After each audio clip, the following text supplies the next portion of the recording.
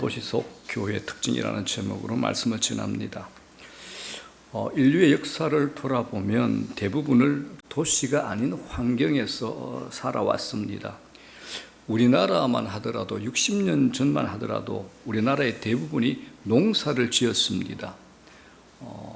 3년 전에 이제 조사를 보니까 남한 인구의 92%가 도시에 살고 있습니다. 그러니까 이제 10명 중에 9명 이상이 도시에 살고 있으니 대부분이 도시에 모여 있는 셈이 됩니다. 도시의 삶이 이제 보편적인 삶이 되어버렸습니다. 자, 그런데 여러분, 우리가 사는 도시가 어떤 곳인가요? 창조주 하나님의 형상으로 지음받은 인간이 거칠 줄 모르는 창조력으로 수많은 기술과 문화를 만들어낸 곳이 우리가 사는 도시입니다. 인간의 위대한 창조물로 도시는 가득 차 있습니다. 그런데 참 불행하게도 도시를 창조한 인간들이 정작 자신을 창조한 하나님을 잊어가고 있다라는 겁니다. 도시가 아닌 우리가 자연으로 나가게 되면 자연이 살아있는 환경에서는 창조 세계에 대해서 감탄도 하고 감격도 하고 찬송도 합니다. 그런데 도시에서는 하나님의 영광보다는 우리 인간의 사람의 실력과 능력을 나타내려고 하고 있습니다. 이런 도시의 특성 때문에 도시 안에서 신앙생활은 참 어렵다라고 합니다. 삶의 방식이 노동하고 또 소비하고 관계 맺는 일이 시계처럼 무한 반복되고 있는 곳이 바로 도시의 삶입니다. 옛날에는 저희들 얼마 안 됐죠. 밤 10시 되면 불을 다 끄고 잤습니다. 이제는 사람들이 밤을 지배합니다. 제가 아는 가정에 그 가정에 아기들이 있는데 아기들이 이제 4살 정도 되었나요? 됐는데 얘네들이 2시까지 잠을 안 잡니다. 그리고 4시에 일어나서 또 놉니다. 아기들이. 그래서 제가 이 엄마한테 이렇게 얘기했습니다. 야, 니들은 집에서 애들을 산삼으로 깍두기 해 먹었냐? 이제 이렇게도 물어봤습니다. 사람들이 이제 시간을 지배하는 이런 시대를 살고 있는 것 같습니다. 여기는 아니지만은 우리 강남쯤 가게 되면 고급 복합 건물 안에 들어가면 시간을 잊어버리고 살 수 있습니다. 그야말로 마치 없는 것이 없는 듯한 세상에서 즐기며 지낼 수 있는 것이 바로 이 도시의 삶이 되어버렸습니다. 자, 그런데 이런 도시 속에 크리스찬들이 가지고 있는 신앙생활이 대체로 어떤 모습일까요? 우리의 모습이 어떤 모습일까요? 도시에서는 신앙생활이 어렵다는 패배의식이 신자들 생각에 깔려 있습니다. 또 어떤 사람은 자기 신앙을 지키기 위해서 세상과 거리를 두고 자기를 고립시키는 사람들도 있습니다. 또 어떤 사람은 표시나지 않게 신앙과 세상을 세련되게 혼합시켜가지고 가면을 쓰고 신앙생활을 하는 분들도 있습니다. 그래서 힘들고 지친 생활 속에서 일주일에 한 번쯤 교회에 와가지고 또 마음의 위로도 얻고 내가 이 땅에 이래 살면 안 되지, 착하게 살아야 되겠다 라는 심정을 가지고 일주일에 한 번 교회에 와서 예배 드리는 것, 이걸 신앙생활의 전부라고 생각하는 크리스찬들이 이 도시에 많다라는 겁니다. 자, 여러분, 정말 교회가 그런 곳일까요? 성경에서 이야기하는 교회가 정말 그런 곳일까요? 성경이 말하는 교회는 절대 그렇지 않습니다. 기독교는 도시운동이었습니다. 기독교는 처음 어디에서 시작됐을까요? 도시에서 시작이 됐습니다. 신약 성경의 대부분이 도시에서 씌워졌습니다. 특별히 신약 성경의 절반이 되는 바울의 편지들은 도시의 교회들에게 보낸 편지죠. 우리가 오늘 보게 될 데살로니가 도시로, 에베소라는 도시로, 빌립보라는 도시로, 로마라는 도시로. 그래서 오늘의 데살로니가서는 우리와 같은 도시 글쓰인에게 큰 도전을 줍니다.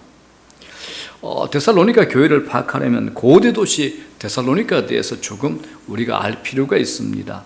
당시 데살로니가의 인구가 12만 명 정도 되었다고 합니다.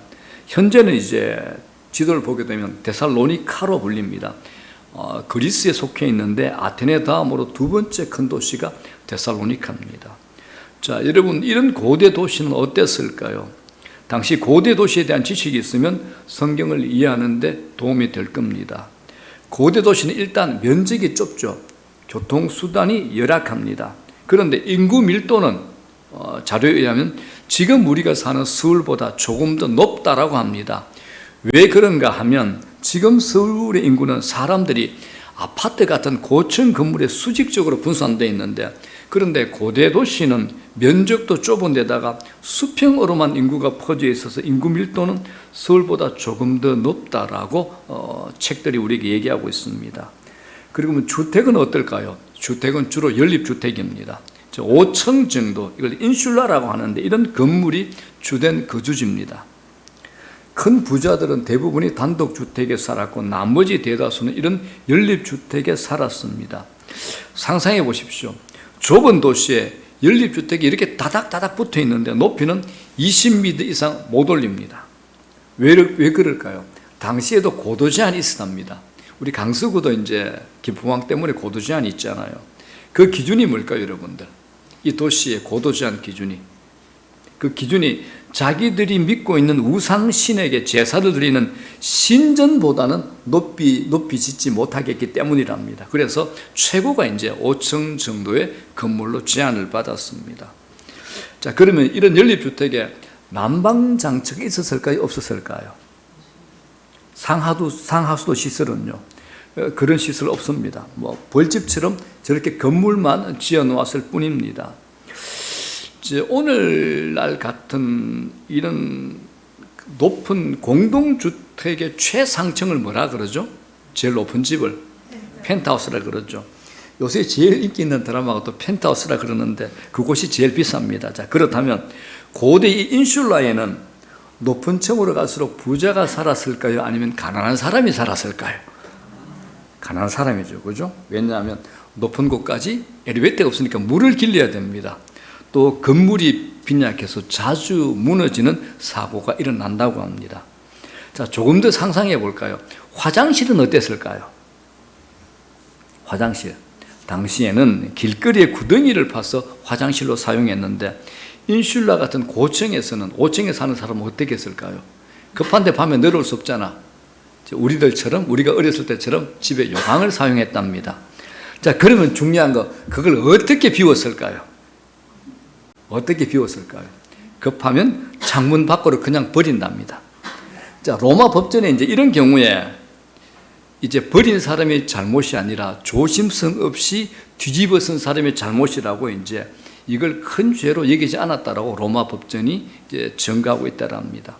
자, 정리를 해볼게요. 이제 고대 도시는 먼지와 쓰레기 더미, 벌레 천지였고 곳곳에 하수와 배설물이 넘쳐났습니다. 낙태된 태아의 시체도 제대로 치워지지 않아서 당시의 도시 환경이 어땠는지 우리가 짐작할 수가 있는 겁니다. 이 결과로 도시의 삶은 악취에 시달렸습니다. 여러분, 도시가 악취에 가득 찼다는 것은 감염병이 언제든지 우리를 공격할 수 있다라는 그런 상황입니다. 그래서 역병이 돌게 되면 도시 거주자의 3분의 1 내지 3분의 2가 한꺼번에 사망하는 일이 실제로 발생했다고 합니다. 그러면 정부에서 이제 조치를 하겠죠. 이 도시를 유지시키기 위해서 지방에서 대량으로 도시로 이주를 시킨다고 합니다. 그게 뭐죠? 인구 교체율이 높다는 겁니다. 우리가 사회 시간에 배웠죠. 인구 교체율이 높다는 것은 그 도시에 모르는 사람들이 많아진다는 것이고, 모르는 사람들이 많아진다는 것은 범죄율이 올라간다는 겁니다. 범죄와 무질서가 일상입니다. 노숙인, 빈민, 과와 과부, 도둑도 참 많았고 여성은 언제 성폭력을 당할지 모르는 위험에 시달렸습니다. 바로 이런 곳 데살로니가 도시에 데살로니가인들이 교회를 세웠다라는 겁니다. 교회를 세웠다라는 겁니다. 우리가 교회가 세워졌다고 하면 건물을 떠올리기가 쉽지만 당시 교회는 그런 곳이 아니었습니다. 십자가가 있는 건물이 아니라 사람들의 모임을 교회라고 했습니다. 자, 이쯤 되면 이제 우리가 이렇게 생각할 수 있죠. 이렇게 위험하고 일상생활이 불안한 도시 한가운데서 데살로니가인들은 어떻게 모여서 교회를 이루게 되었을까? 이제 우리가 궁금증이 생겨나는 겁니다. 이 데살로니가 교회는 우리가 잘 아는 대로 사도 바울이 2차 전도 여행 때 세워진 교회입니다. 그 배경을 알고 싶으면 사도행전 17장에 보게 되면 그 배경을 명확하게 우리에게 설명합니다. 자, 사도행전 17장 1절 시작. 그들이 암비볼리와 아볼로니아로 다녀가 데살로니가에 이르니 거기 유대인의 회당이 있는지라. 2절. 바울이 자기의 관례대로 그들에게 들어가서 새 안식일에 성경을 가지고 강론했다. 이걸 가르쳤다는 거죠. 3절 뜻을 풀어 그리스도가 해를 받고 죽은 자 가운데서 다시 살아나야 할 것을 증언하고 이르되 내가 너에게 전하는 이 예수가 곧 그리스도라 하니 그리스도가 해를 받고 십자가에 죽는 거죠. 죽은 자 가운데서 다시 살아나는 게 뭐죠? 부활이죠. 십자가와 부활을 증거한 겁니다. 자, 내가 너에게 전하는 이 예수가 곧 그리스도가 누구죠? 예수 그리스도. 그리스도가 무슨 말이죠? 메시아다, 구세주다 이 이야기입니다. 이걸 바울이 가르쳤다는 겁니다. 그래서 이 사도 바울이 데살로니가 교회에 전한 핵심 메시지가 뭡니까? 메시아이신 예수 그리스도께서 고난을 받고 부활했다는 것. 이게 핵심 메시지가 됩니다. 자, 또 물어볼게요. 여러분 이 당시에 성경이 있었을까요? 없었을까요? 있었죠. 그러면 신약 성경이 있었을까요? 없었을까요? 이 당시에 신약 성경이 있었을까요? 없었죠. 그죠? 이 당시에 신약 성경이 아직 없었습니다. 그렇다면 바울은 유대인들에게 무엇을 근거로 메시지를 전했을까요? 구약 성경의 메시지로 바울은 이야기를 전했습니다. 구약 성경은 깨지고 망가진 세상을 심판하고 회복하기 위해 메시아를 보내겠다고 끊임없이 경고하고 약속하십니다. 초대 교회가 신약 성경 없이도 건강하게 세워진 까닭이 여기에 있습니다. 예수 그리스도의 관점으로 구약 성경을 다시 읽었기 때문에 그렇습니다. 바울은 이 땅에 오신 메시아 예수 그리스도를 구약 성경의 기초에서 가르칩니다. 예수께서 메시아로 오셔서 하나님 나라를 가르치시고 고난을 받아 십자가에 죽으셨다가 부활하심으로 하나님 나라가 시작되었다라고 사도 바울은 가르치는 겁니다. 죽어야 가는 하나님 나라가 아니라 이미 하나님 나라가 시작되었다. 내가 예수를 믿게 되면 이미 하나님 나라가 시작되나 이 놀라운 메시지를 사도 바울은 고린도 교인들에게 전했던 겁니다. 자, 이때 바울이 전한 이야기를 들은 사람들이 야손이라는 사람의 집에 모여 있었습니다. 이때 이제 메시아 예수를 인정하지 않는 정통 유대인들이 이들을 고발해서 이 집을 습격을 합니다. 고발 내용이 사도행전 오늘 17장 6절에 고발 내용이 이렇게 나옵니다. 뭐라 그러죠? 천하를 어지럽게 하던 이 사람들. 이게 이해가 안 되죠. 내가 예수 믿는데 왜 천하를 어지럽게 했다라고 이렇게 고발당하지? 그런데 우리가 짐작할 수 있습니다. 당시에 전 세계를 호령하고 통치하던 로마 황제에게만 붙일 수 있는 말이 있습니다. 호칭이 바로 주라는 호칭입니다. 큐리어스. 이게 무슨 말입니까? 세상의 주인이요 세상을 통치하는 신이다. 이건 이 주라는 말을 로마 황제만 붙여야 되는데 이 단어를 감히 유대 청년 예수에게 붙이던 겁니다. 우리는 예수 그리스도가 하나님이라는 것을 알지만은 2000전에 예수라는 청년이 이 땅에 왔을 때 그들이 어떻게 받아들이겠습니까? 말도 안 되는 이야기잖아요. 감히 겁도 없이 이런 일을 한 겁니다. 거기다가 황제가 아니라 예수에게 왕이라는 호칭까지 붙였으니까 이 사람들은 정치적으로 정말 위험한 사람들이 되는 겁니다. 그래서 천하를 어지럽게 하던 이 사람들, 이 죄목으로 고발을 당했던 겁니다. 그 도시를 장악하고 있던 기득권층이 볼 때는 그리스도인들은 세상을 어지럽히는 사람들, 도시를 소란하게 만드는 사람들로 취급되었던 겁니다. 자, 이 소란이 어떻게 끝나느냐? 보석금을 받고 바울을 데살로니가 도시에서 추방하는 것으로 이제 이 사건이 마무리가 됩니다. 자, 이렇게 데살로니가에서 교회 공동체가 세워지자마자 설립자이며 목회자인 바울이 추방당한 교회가 어떤 교회냐? 오늘의 데살로니가 교회가 됩니다. 이처럼 데살로니가 교회는 불안한 가운데 세워졌고 약하고 아직 어립니다. 거기다가 외부적인 환경도 적대적입니다. 그래서 바울은 데살로니가 교회를 향한 안타까움이 참 깊고 많았습니다. 어린 교회를 잘 돌봐주지도 못했죠. 충분히 가르쳐주지도 못했다는 그 생각 때문에 데살로니가를 떠난 지 몇 달이 안 돼서 주후 50년경에 데살로니가 전후서로 편지를 써서 보냅니다. 그게 바로 오늘 우리가 공부하고 있는 데살로니가 전후서가 되는 겁니다. 자, 그런데 놀랍게도 데살로니가 교회는 아주 건강한 교회였습니다. 이 교회의 특징이 1절에 나타나 있습니다. 1절. 다 같이 시작. 하나님 아버지와 주 예수 그리스도 안에 있는 데살로니가인의 교회. 자, 이 표현에서 나타났죠. 그들은 하나님이 아버지인 사람들이었습니다. 하나님이 아버지인 사람들이었습니다. 하나님 아버지와. 여러분들은 하나님이 누구십니까? 여러분들에게 하나님은 누구십니까? 슈퍼마켓 할아버지신가요? 여러분들에게 하나님이 누구신가요? 대답을 안 하시면 곤란하십니다. 1부 예배는 제가 시간에 쫓겨가지고 빨리 진행할 수 있지만 2부 예배는 뒤에 예배가 없기 때문에 저도 얼마든지 시간 끌 수 있습니다. 여러분에게 하나님은 누구십니까? 아버지죠. 그럼 기독교 핵심이 뭘까요? 하나님을 아버지라고 부르는 겁니다. 이게 기독교 핵심이 됩니다. 하나님은 우리의 실수나 잘못, 부족함을 정죄하는 분이 아닙니다. 하나님은 예수 그리스도를 통해 우리의 모든 실수와 허물, 죄들을 전부 조금도 남김없이 완전하게 대속하셨기 때문에 우리를 죄 있다라고 정죄하지 않습니다. 우리를 사랑으로 품으십니다. 사도 바울이 이 이야기부터 먼저 하는 겁니다. 하나님의 아버지가 된 사람들, 나를 있는 그대로 받아주시고 사랑하시고 기다려주시고 내게 힘을 주시는 아버지임을 발견한 사람들, 그들이 바로 그리스도인이라는 겁니다. 여러분, 하나님을 만나게 된 사람들이 발견하게 되는 것이 무엇일까요? 옆을 보십시오. 옆을 보니까 이 사람도 하나님의 아버지입니다. 또 그 옆 사람도 보니까 하나님의 아버지입니다. 하나님이 아버지인 사람들이 모여 있다는 사실을 우리가 알게 되는 겁니다. 그걸 뭐라 그러죠? 교회라 그럽니다. 그게 교회입니다. 교회는 하나님이 아버지인 사람들입니다.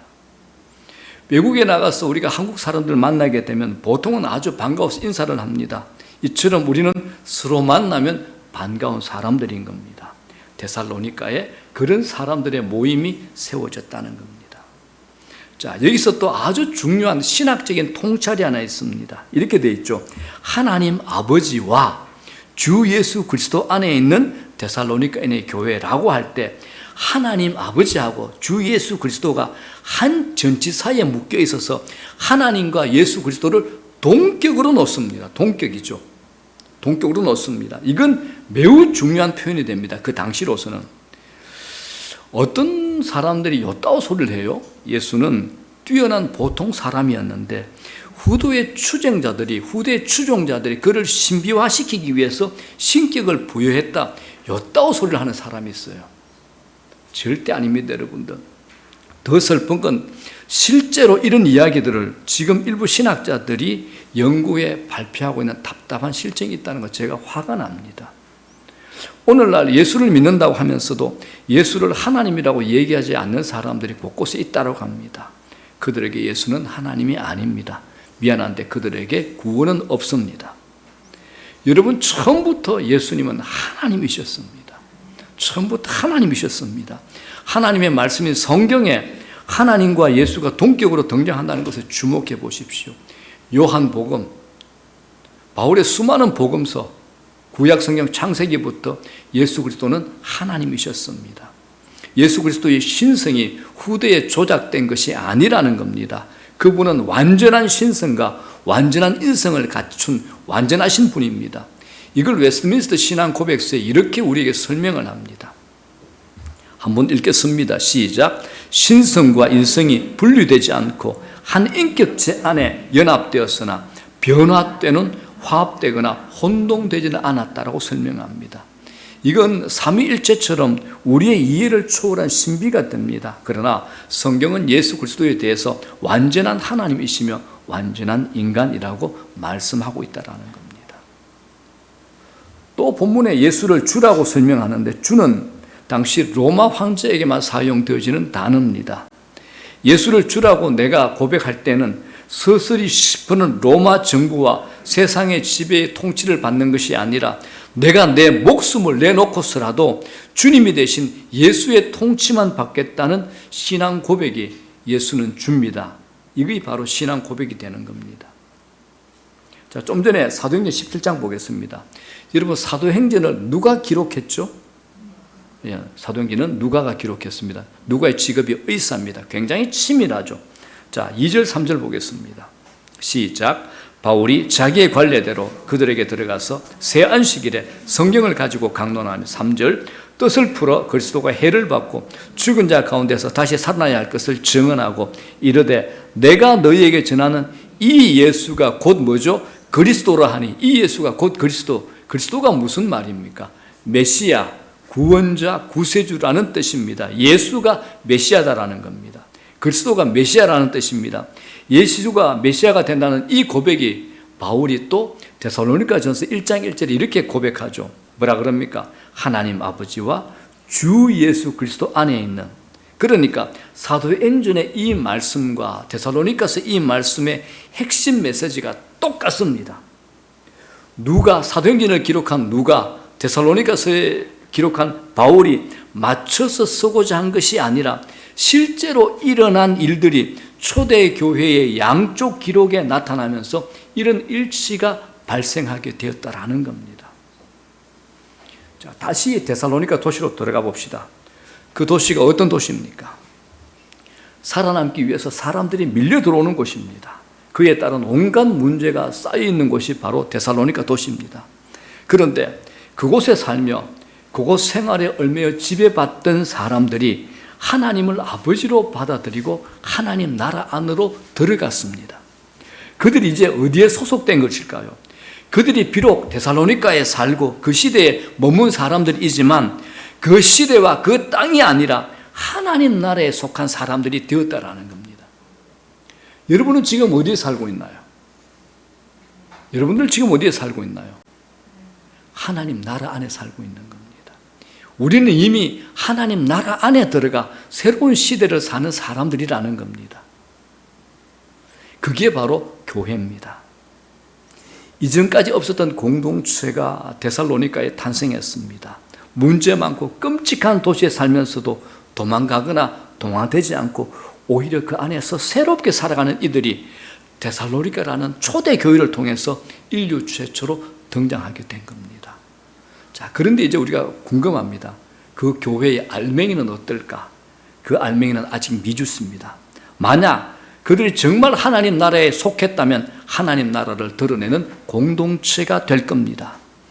자, 여러분 생각할 때 데살로니가 교회는 어땠을까요? 어떤 교회였을까요? 그 교회는 어린 교회였으나 제대로 여물을 가는 공동체였습니다. 그 특징을 3절에서 사도 바울이 이렇게 설명합니다. 시작. 너희의 믿음의 역사와 사랑의 수고와 우리 주 예수 그리스도에 대한 소망의 인내를 우리 하나님 아버지 앞에서 끊임없이 기억함이니. 기독교를 요약하는 가장 중요한 단어가 있죠. 믿음, 뭐죠? 그 다음에 소망, 사랑, 이 세 가지가 모두 다 나옵니다. 그런데 믿음 뒤에 뭐가 붙습니까? 행함이 붙습니다. 사랑 뒤에 뭐가 붙습니까? 수고가 붙죠. 소망에 뭐가 붙어 있습니까? 인내가 붙어 있습니다. 여러분, 신자라면, 자신이 예수 그리스도를 믿는 신자라면 믿음과 소망과 사랑이 관념이 아니라 실제로 나타나셔야 됩니다. 우리가 말로는 뭐든지 멋있게 포장할 수 있습니다. 하지만 실제로 나타나는지는 전혀 다른 문제가 된다는 겁니다. 이 본문을 NIV 영어 성경에서 이렇게 풀어놨습니다. 믿음의 역사를 믿음이 만들어내는 행위로 이렇게 풀었습니다. 사랑의 수고를 뭐라 그럽니까? 사랑으로 촉진된 수고라고 합니다. 소망 인내를 소망으로 인해 영감을 받은 인내로 이렇게 풀어서 해석을 했습니다. 이런 일들이 데살로니가 교회에서 실제로 일어나고 있다라고 바울은 우리에게 말하고 있습니다. 그래서 하나님께 감사하며 너희를 위해서 늘 기억하고 내가 기도하고 있다라고 설명하는 겁니다. 자, 이제 이 세 가지를 한 가지씩 살펴보겠습니다. 첫 번째가 뭐죠? 믿음의 역사입니다. 역사. 이게 이제 역사라 그럽니까? 우리가 좀 헷갈립니다. 역사라는 말을 헬라어 원어로 에르곤이라 그러는데 이 에르곤이라는 단어는 행동, 행함, 행위로 번역이 됩니다. 그래서 믿음의 역사가 뭐냐? 믿음의 행함이라는 겁니다. 제가 이제 여러분들에게 물어보고 싶은 것이 있습니다. 여러분들은 하나님을 믿습니까? 아니면 돈을 믿습니까? 여러분들은 하나님을 믿습니까? 돈을 믿습니까? 하나님을 믿는다면 하나님을 믿는 그 행위가 여러분에게서 나타날 것이고 돈을 믿는다면 돈을 믿는 그 사람의 행위가 나타날 것입니다. 인생에서 성공이 전부라고 믿는다면 성공만을 쫓는 사람의 행위는 나타나게 되어 있습니다. 제가 성공하지 말고 돈 벌지 말라는 얘기는 아닙니다.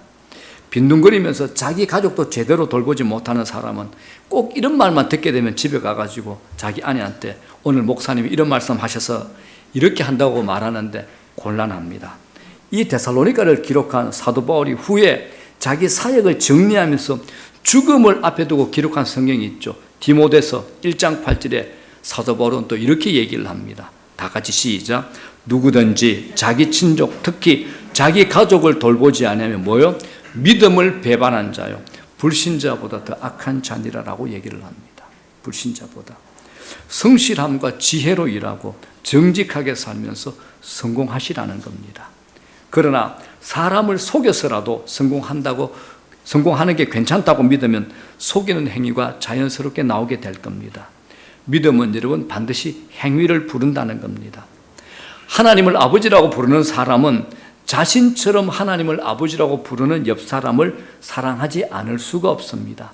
이것처럼 진짜로 믿으면 행위로 드러나기 마련입니다. 야고보서의 말처럼 믿음은 반드시 행동을 하게 됩니다.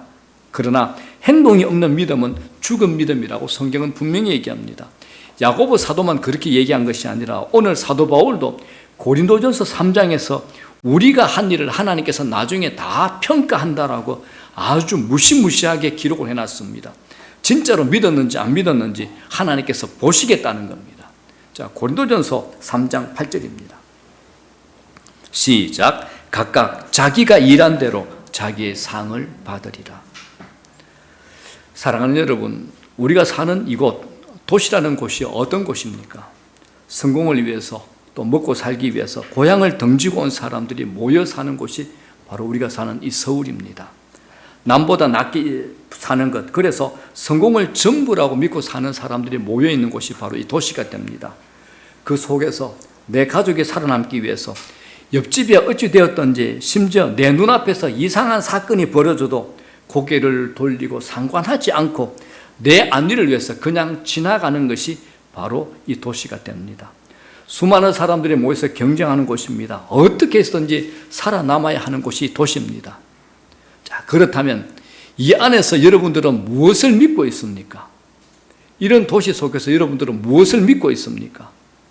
우리가 그리스도인이라면 세상 사람들이 믿고 사는 것과 달라야 하지 않겠습니까? 우리가 그리스도인이라면 세상 사람들과 뭔가 달라야 되지 않겠습니까? 진짜 다르다면 그 믿음이 행동으로 나타나야 된다는 겁니다. 말로만 믿는 것, 진짜 믿는 것 아닙니다. 진짜 믿는 것은 우리 마음속 깊은 곳에 따로 있습니다. 그래서 그건 우리 일상의 삶 가운데 그대로 드러나게 될 겁니다. 사도 바울이 오늘 우리에게 말합니다. 데살로니가 교회는 어린 교회였지만 그 믿음은 행동으로 드러났다. 그 믿음이 행위로 드러났다. 이렇게 말하고 있는 겁니다. 우리도 그렇게 해야 된다는 겁니다. 믿음대로 드러나야 됩니다. 자, 두 번째입니다. 두 번째가 뭐죠? 사랑의 수고입니다. 말로 하는 사랑 참 쉽습니다. 그런데 사랑에는 수고가 따르고 당연히 쉽지 않습니다. 사랑스러워서 사랑하는 것 참 감사한 일입니다. 하지만 사랑하고 싶어서 사랑하는 것은 기독교가 말하는 사랑과 거리가 멉니다. 성경이 말하는 사랑이 뭐냐? 수고가 따른다는 겁니다. 사랑하기 힘든 것을 사랑하는 것, 이게 성경이 말하는 사랑이 됩니다. 제가 제자 훈련하다 보면 속에서 감추어져 있던 것 바깥으로 드러낼 때 제일 많이 힘들어하는 게 뭐냐? 사랑하지 못하는 것 때문에 제일 많이 힘들어합니다. 자기 남편이 밉대요. 사랑이 안 된대. 자기를 힘들게 한 부모님들이 사랑이 안 된대.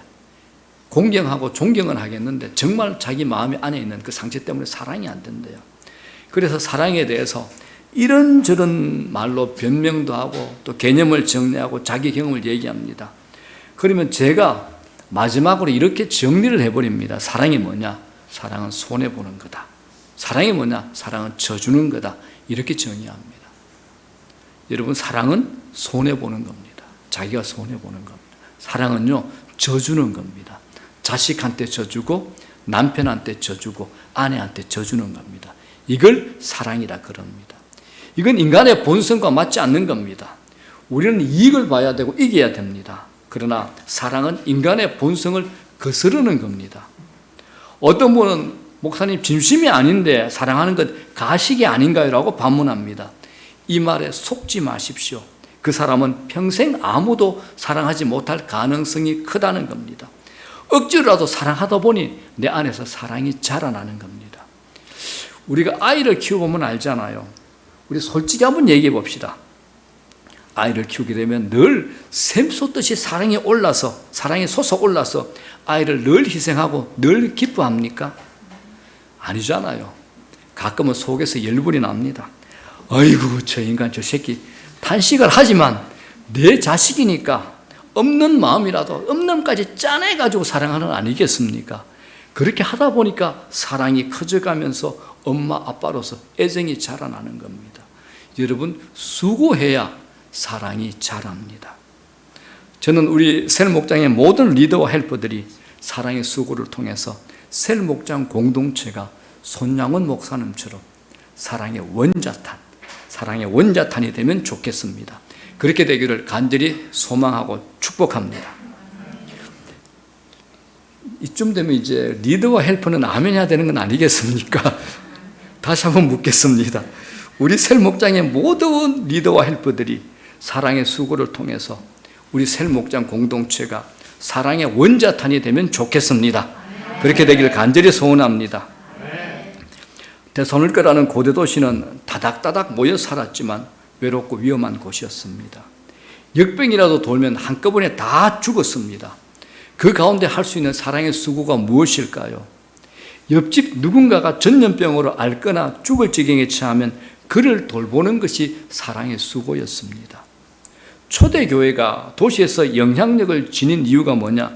역병이 돌 때마다 그리스도인들이 자신의 생명을 신경 쓰지 않고 병든 자들을 치료하고 돌보았기 때문이라고 성경뿐만 아니라 기독교 역사가 우리에게 증언합니다.